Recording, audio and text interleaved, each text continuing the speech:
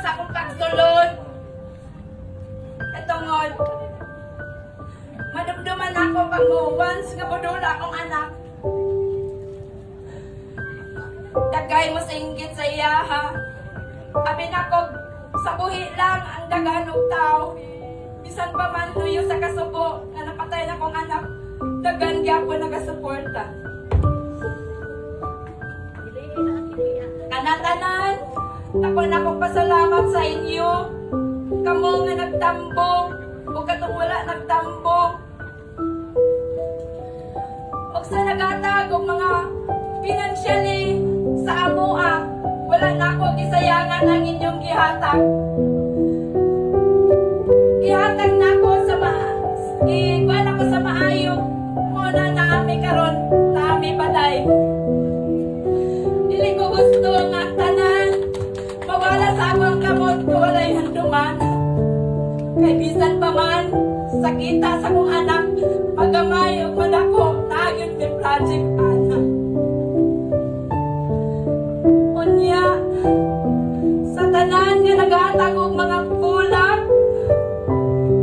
salamat sa inyo. Dili talaman mo may isa-isa. Apan salamat sa kadagan nga bulak nga niabot sa ako ang anak. Salamat. Ang nagatag og mga food, matag adlaw pamapan nito pa niyapon. Salamat sa mga snack. Salamat sa tanan nga inyong gipabot sa ako. Labi na usab katong nangunay pagbantay sa ako ang anak, mga barangay tanon. Tanan, hindi na ako isasaon. Salamat sa inyo.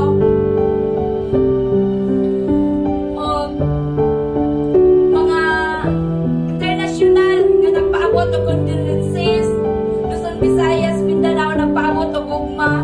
Salamat kaninyo tanan. Ay kung wala inyong gugma sa ako, sa akong pamilya, sa akong anak, mura kong mahugno. Kung maaprihan pa lang ako kasing-kasing, dako kayo kasaman, kaya mura din na mabalik. Apan tuon ninyo, itabangan mi ninyo aron mi maka-survive ni ini. Aron sa tanan, luyo sa kasubo, malipay manusog kami. Pero bisag unsaon na mo palipay. At sakit gyapon. Karon ako